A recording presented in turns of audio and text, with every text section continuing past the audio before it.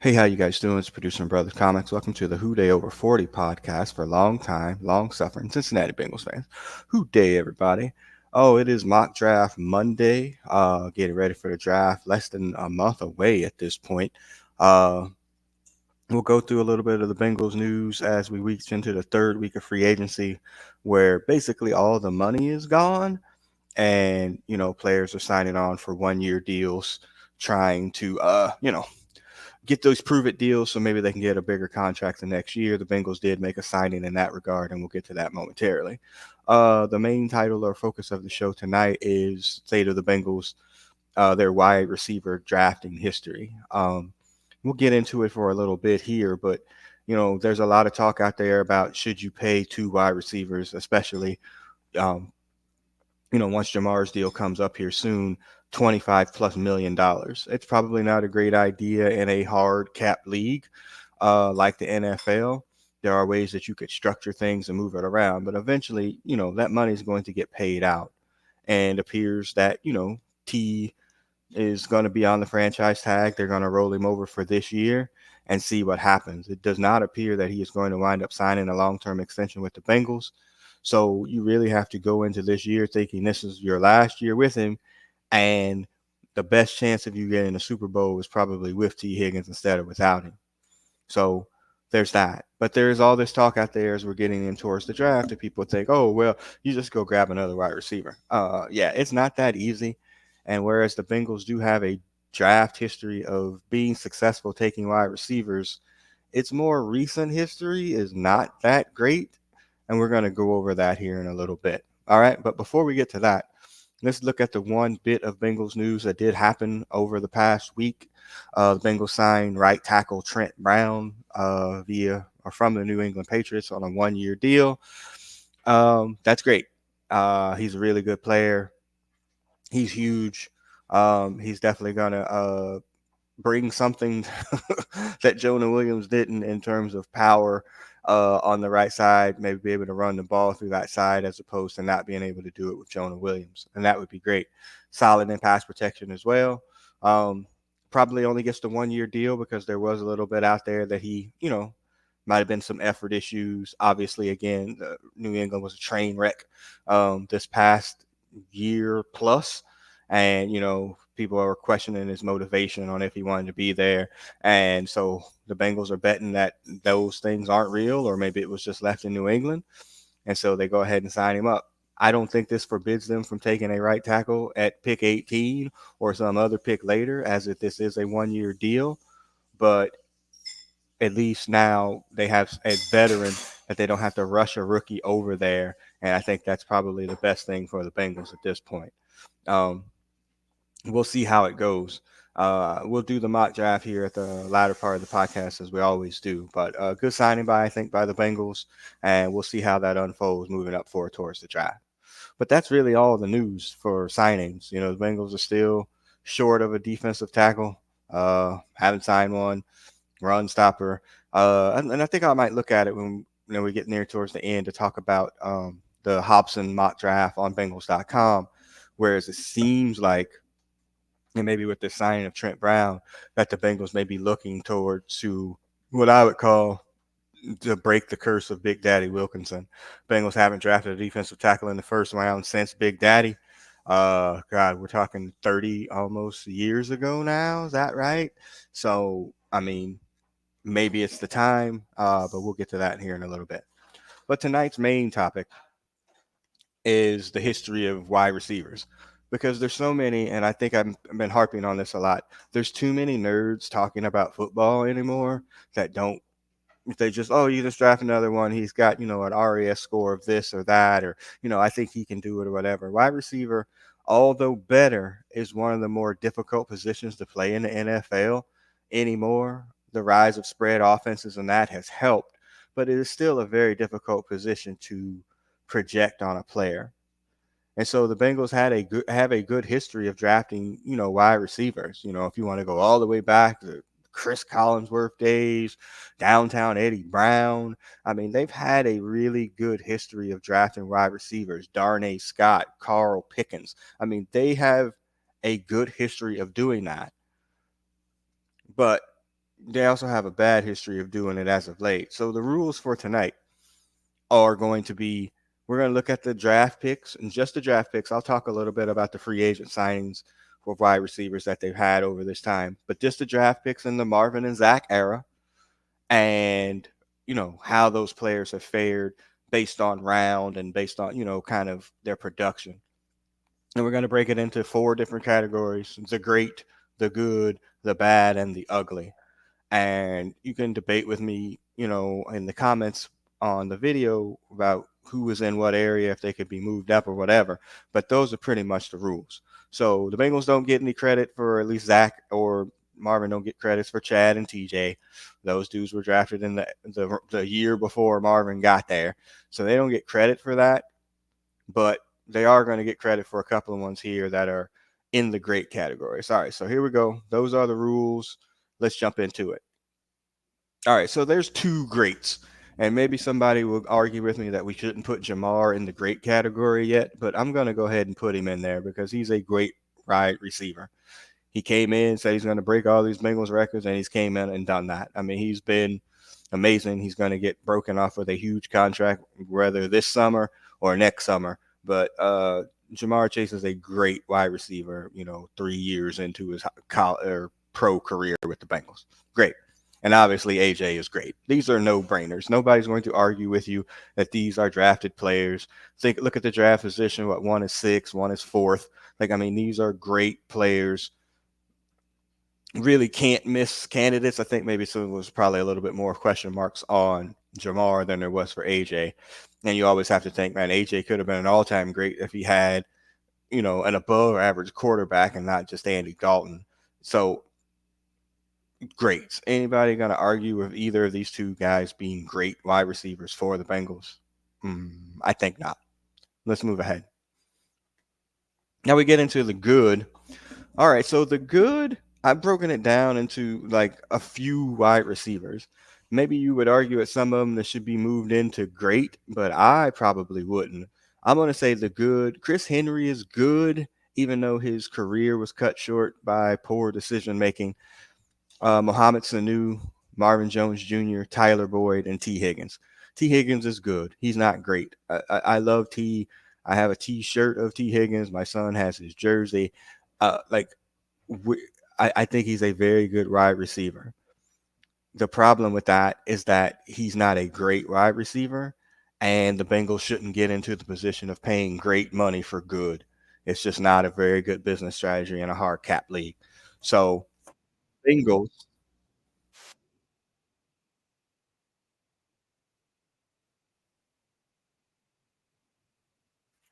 hold on.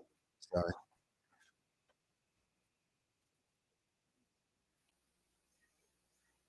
Okay. All right. Now we're back. Sorry about that. So yeah, T. Higgins is good. Tyler Boyd, again, somebody who's played with the Bengals for a long time, also still unsigned at this point. Hasn't Everybody thought he was going to sign with the Steelers or maybe even the Chiefs, but Tyler Boyd unsigned at this moment. I don't know if there's a reunion is possible in Cincinnati, but still unsigned. And then Marvin Jones and Mohamed Sanu both are good, I think. Although I think especially Marvin Jones had a much better career outside of Cincinnati than in Cincinnati. So Mo's what, a third round pick, Marvin Jones a fifth round pick. So I mean they were good in Cincinnati. Mohamed Sanu had a career after that. I'm not sure if he 100% won a title when he went to New England. I don't think so. I know he was in Atlanta for the Super Bowl collapse, but um, yeah, like I just don't. I don't. I couldn't put them at great. They are definitely good, and I don't think they'll deserve to go into the bad category that's coming up next. But yeah, these are good. And again, Chris Henry would have been great. Okay, he was our Randy Moss. He just, I mean, again, I know uh, we honor people more in sometimes in death, and he just made poor decisions on the field. If we could have just kept him on the field, that would have been fine, but he just made poor decisions off of it. Hopefully his son has learned from his father's mistakes, and when he gets to Ohio State or whichever college that he chooses to go to, that he's going to be a lot better at making decisions. But yeah, that's kind of where we are. So those are the good. All right, next category. Let's get to the bad. And there's a lot of bad here. A lot of these guys, you know, through no fault of their own because they were late round picks, they, you know, probably did the best that they could with given under the situation. But I think here is a problem, and this is a podcast that Hutch and I did a few years ago, is that anything after the fourth round with the Bengals, good luck. Over those 17 years that Marvin was there, like how do you rarely had hits that were late round hits, and just out of attrition at some point you should find the almost Pro Bowler or something with all these picks, especially they had so many picks with them trading down and multiple thirds and multiple fourths and give us two fifths. And it was very, very rare for them to find a hit later on. In the wide receiver category, really no different under Marvin. And, Zach hasn't really gotten too far into it, but so bad. Tab Perry, I think he was a sixth or a seventh rounder out of UCLA. I think he returned punts for a little bit. I'm putting Kelly Washington in here. People might argue that Kelly Washington should be moved up to good, but I don't know why. Y'all are remembering the squirrel dance. That was a good touchdown celebration, but I wouldn't necessarily call him a good wide receiver. Jordan Shipley could have been good. Concussions did him in. Auden Tate. This is another one that people might argue about. Oh, Auden Tate was good. Where was he? Because he was too slow to be a wide receiver and too small to be a tight end. Again, he has great hands. His catch radius was great. But, I mean, I wouldn't call Auden Tate a good wide receiver. So I'm leaving him in the bad category. Another seventh round pick. Andre Bubba Caldwell, University of Florida, third round pick, also bad. Again, I know he had that touchdown catch, I think, in a comeback win. Maybe was it the Steelers, I believe. Good moment, but a bad wide receiver overall. And again, as you're looking at these players, like, oh well, like Mo and Marvin Jones, they left and went and had decent careers for other teams. And none of these dudes left and did with anything with any other team. And they did get second chances with some other teams once they left Cincinnati, but nobody was any good. Hell, Auden Tate signed with the Falcons. They thought they got a steal, and he was relegated to practice squad or cut, before the end of the season. So yeah, it's just bad. It's all bad. There's probably some of them that could be pushed into ugly, but I'm trying to be nice. Ryan Whalen, seventh round pick, kind of moved into an H back position, but still a bad wide receiver pick. All right. So before we get to the ugly, I want to talk about some of the free agent signings. Because the Bengals, missing on these wide receivers, they had to sign some wide receivers, in free agency to kind of fill in the gaps. They made that huge mistake by letting Marvin Jones Jr. and Mohamed Sanu go in the same year, which forced the draft pick of Tyler Boyd, which again took a couple of years, but he did turn out to be a pretty good player for the Bengals. But look at some of these free agent signings. Okay, T.O. Now, T.O. was a good signing. He was only there for the 1 year. The whole team fell apart, but he was a good signing. The T.O. show was supposed to be this thing. It didn't happen. But remember, they had signed Antonio Bryant that same year, too, and he got hurt in training camp and never played for the season. So yeah, that was the the impetus of the T.O. show was the impetus from Carson Palmer trying to get out. So yeah, but T.O. was a good free agent signing. Brandon Tate, bad. He was a bad wide receiver. I guess if we called it an average category instead of bad, he would be average, but he was bad. And you can take along with him the Greg Littles of the world, Brandon LaFell's, Damian Willis. I mean, there's just a bunch of bad dudes on here that are bad wide receivers. And in fact, going through all of these names, who would you find out here that you could even put into good? Andrew Hawkins. Yes, that would be one. Andrew Hawkins was a good free agent signing. He had a couple of good years in Cincinnati, wound up getting a nice free agent contract with the Browns, and then out of the league. But the Andrew Hawkins was good. I would say that he was good. He was even good with the Bengals. But look at this. Dane Sanzenbacher. Oh, Hutch's favorite, Alec Erickson, as a wide receiver. Bad, maybe even ugly. Stanley Morgan Jr., who just got a contract with the Saints, but I mean, he's just a special teams dude, bad wide receiver. Mike Thomas that they signed, bad, or maybe even ugly wide receiver. Like it's a bad group. But then what happened? Remember when they signed Lavernius Coles from the Jets, who was shot at the time, and he was bad here too, just bad. So this idea, like, oh man, the Bengals, they can just get somebody, they, just grab another wide receiver. Unless you want to see all that coverage roll to Jamar Chase all the time, and it's already rolling underneath and over the top. If you don't have a competent wide receiver that can take some of that pressure off, it's just going to become a very frustrating situation for everybody. The offense, Jamar, the quarterback, everybody. So T needs to come back. He needs to come back for the year. Again, I'm not paying him $25 million or whatever it is his agent is looking for, but he needs to come back at least for this year. You sign the right tackle. You fill in some of these other pieces. You have a Super Bowl contender as long as you have Joe Burrow and you can keep him upright. But that's what it is. Let's get into the ugly, y'all. And there's a couple of ugly ones here. I'll leave the top one for last. All right. It's James Wright, who's one of the second years, like seventh round picks. I forgot Benny Brazil. People thought he was going to be something out of LSU. He was a track star, and then he wound up coming to the Bengals, but he sucked. Josh Malone, I think he was a fourth round pick out of Tennessee. People thought he was going to actually play. Didn't happen. He sucked. Cody Core, terrible. Kobe Hamilton, terrible. Jerome Simpson, definitely in the ugly category. Everybody remembers the good moment of him doing the flip against Arizona to score that touchdown. Everybody loved it. And he did have another career outside of Cincinnati after he got busted for weed and all of that. He wound up with the Cardinals, ironically, and then in Minnesota, I think, for a cup of coffee. But bad wide receiver. He was a second round pick out of Coastal Carolina. Bad wide receiver. But nobody tops ugly more than John Ross.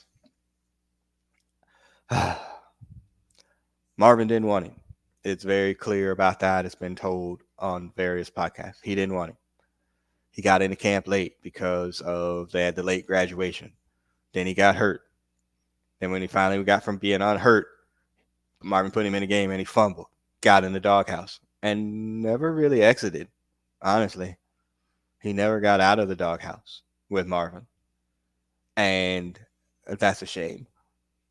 No, fastest speed at the combine, although I think somebody just broke it this year. He should have been something coming out of Washington, but he wasn't. So when the new regime came in with Zach Taylor, like, oh, maybe you can, redeem this dude. You can't teach speed. It has to be something there. He's a top 10 pick, for God's sake. And in that first game, if you remember Zach Taylor's first game at Seattle, he goes off in that game. And a game that the Bengals should have won, to be honest with you. He goes off in that game. I mean, holy cow, he just goes crazy. Great game. I think he had 2 touchdowns. And then in the next week, in the game at the home opener, he's doing well in that game too, but then he pulls up lame, with his hamstring. And then he was kind of hampered for the rest of that time that he was there. And then that was pretty much it for John Ross. It's pretty sad. Okay. Injuries, coaches that didn't necessarily want him. All of those things led it to just being an ugly career for John Ross. And then he wound up signing, I think, with the Giants for a year or so. I think I actually saw him catch a touchdown pass in one of those games. I mean, but I mean, really, his career pretty much ended in Cincinnati. He was just hanging on at the end, but bad. Just overall ugly. Absolutely an ugly pick, top 10 pick that just didn't work out at wide receiver. So again, oh, this sign another dude like it's a big, whatever. Oh, well, Yoshi showed some, potential. Yes, he did. But are you really ready to turn him over to the number 2 wide receiver? Come on, man. That would be silly at this point. I don't think that's a very good idea. Charlie Jones, who knows what he is at this point in time because he was injured as well. Primarily seeing him on punt returns, and he got a little bit of run as a wide receiver in the latter part of the season. So we'll see how that translates. Who knows? So now if Tyler Boyd's not coming back, you bring back T. Higgins as your number 2. Your fight for number 3 is between Charlie Jones, Yoshi, and probably a draft pick. And your slot wide receiver is Mike Gesicki, the tight end, because you have a tight end that can line up in the slot and just absolutely be a complete match up nightmare for anybody that's trying to guard that gangly SOB. So we'll see. I don't think that you trade T. Higgins unless, and we've been holding out there for this too, unless you're trading him for Jordan or Justin Jefferson, you hold on to T. Higgins. That's the only reason that you would hold that pick or hold the player is to trade him for a better player.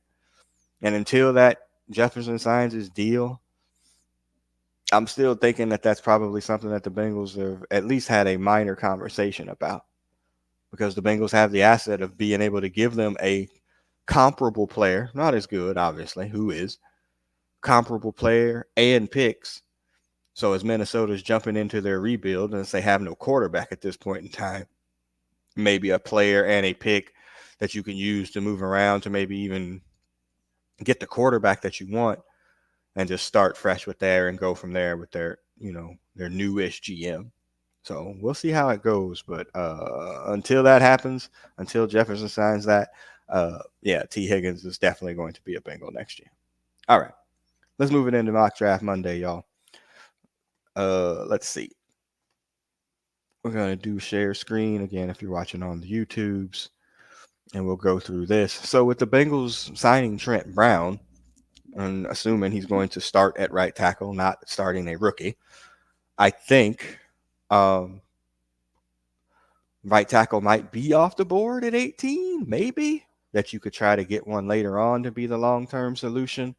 But I mean, I imagine if one is there, they'll probably do it. And I said that before on the media mock draft on Hobson with Bengals.com. The Bengals had kind of zeroed in on Jay Newton, the defensive tackle out of Illinois.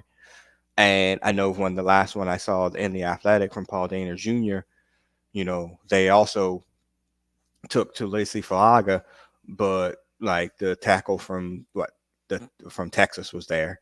By Edwards, I think it is. He was there as well.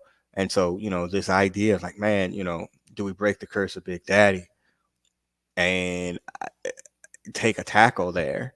Because in my mind, defensive tackles are harder to find, good ones, because they just are. And they're more expensive, as the Bengals just found out in free agency, that if you don't have a good one, they're very hard to find and pay for. So a right tackle, you could have found even better bargains than Trent Brown, honestly, at this point, and for a couple of years, if you had, kind of got out there ahead of it. But the idea of maybe finding somebody that's young, that's under contract, that you think is going to be good, might be a bigger pull, and maybe the Bengals pull the trigger there. So we're gonna jump into this draft, no trades, anything like that, and we're just gonna jump in and see how it goes. Here we go. We're starting that draft, y'all. Caleb Williams goes number 1. I think that's JJ McCarthy to the Giants. That's insane. All right, so Byron Murphy and Brock Bowers go right before the Bengals. The tackle, that's what I was saying. I had Edwards. Byron Murphy from Texas goes 16, right ahead of the Bengals, and then Brock Bowers goes to Jacksonville, right ahead of the Bengals. that's not great in light of everything else. So, all right, so that means most of these tackles are going to be on the board here. So let's see, what do you do? All right, so Jazon Newton is there. Break the curse of Big Daddy. His draft rank is, it's pretty much there. Troy Fautanu, the tackle from Washington, is there. We drafted Jackson Powers Booth in one of the previous mocks, and move him to center and move Alex Karras to guard, and then move Cordell Volson to the bench. I'm still in favor of that. J.C. Latham is still there. I don't like Alabama players at all. Marius Mims, he seems to be falling back because of his injury history. So I'm going to follow Hobson here and take Newton and see if I can get a tackle later. With that extra third-round pick that they got for the compensatory, I think that's giving me pause to, maybe I can find a tackle later. All right. So we get into round 2. Let's see who's there. Uh, just seeing these players come off the board. All right, let's see who's there. Round two. So you already got a defensive tackle. Maybe you want to look at getting like a right tackle or some other player. Roman Wilson, the wide receiver from that school up north, that keeps showing up here. And I think Daner Jr. took him in the athletic draft. I just don't like schools players from the school up north. I just don't. And and do you take a wide receiver here? Like, I mean, where's his snaps? Like, somebody's gonna be missing snaps completely at this point. He's also only 5'11", which is typically not what the Bengals do. They like their wide receivers a lot bigger than that. Jamar being the exception. So I'm passing there. Let's see who else is available. Mm, not liking any of this. No players from the school up north. Any freaking tackles? There's none. So all the tackles have been taken. There's Tavondre Sweat, but I might be able to get him in the third. Blake Fisher, I might be able to get in the third at the tackle position from Notre Dame. Dang, this is not great. I'll take Ricky Pearsall. No, I'm not taking a wide receiver here. Tight end is bad too. This would be an opportunity to trade, and I wouldn't be surprised if the Bengals trade out of this moment too. Um, all right. These are all bad picks. Man, what happened in front of us here? That did not go well at all. Did all the tackles get picked? Mims gone. Jackson Powers. Jeez Louise. Chop Robinson. Kwame Lassiter. Xavier Legette or McConkey. We could have gotten at wide receiver. Man, there's nothing here. Yipes. All right. So, all right. I'm going to go crazy and I'm going to take Brandon Fisk, the other defensive tackle. So now I got two defensive tackles, one 3 tech, one, kind of guy that's could do something. I don't know. I will not take a Michigan player here. I'm sorry. I'm taking Brandon Fisk. So I have two defensive tackles moving into the third, and I got 2 third-round picks because I got the compensatory. They're telling me I need a tight end. We'll see about that. Oh, Tavondre Sweat went. Oh, that would be 3 defensive tackles drafted, though, so that's probably not a great idea. All right, let's see what we got. Spencer Rattler? No. No to Blake Corum. I think the Bengals need to get better at linebacker. I picked Jeremiah Trotter in the last draft with Hodge. Oh, did the tackle from Notre Dame get picked too? Ugh. Oh, Michael Hall, another defensive. Well, I could have gotten Michael Hall probably right there at the third round and not have gone that route. Oof, good grief. Man, this sucks. There's nothing. I have not gotten a tackle at all. Yeah, I messed this one up. Let's see, y'all. I'm gonna take Trotter then. Go ahead and take Trotter. I need a thumper on the first early downs. I think he could do it. And let's see what happens in our last pick in the third round. Lord, this is pick 97. No. No. Oh, God. It's all bad. I could get the tight end Eric All from Iowa. His draft rank is way down there. Michael Hall is there from Ohio State. That would work. Man, these are all bad. You know what? I'm taking Michael Hall. 3 defensive tackles drafted. This is a terrible mock, man. Oh my God. Nobody would want to see this grade anyway. Lord have mercy. This is bad.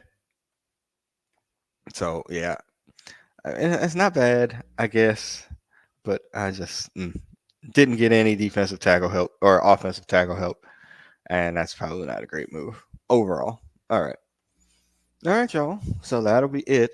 We're gonna do this state of the Bengals um, for a lot of the position groups in the Zach and Marvin era because again, it's why we're in the position that we're in for a lot of these picks is because they didn't do well stocking the cupboard, and the last few drafts were pretty poor in Marvin's era, and then it took Zach and them a little bit of time to pick up, I think, what they wanted out of players. So I think it's getting better, but I'm not 100% sure either because there's a couple of stinkers in this past one, and a couple of stinkers in the other one. Looking at you, Jackson Carman and Brad Robbins. So, all right. So remember, you'll be able to, if you're on the podcast side, rate, review, subscribe. If you're on the YouTube side, getting a few listeners to this podcast. Try to have Hutch and others join us as we get into this off-season program coming up. But I am the producer of this show. I'm going to go ahead and sign off. Hoo day, everybody. Peace.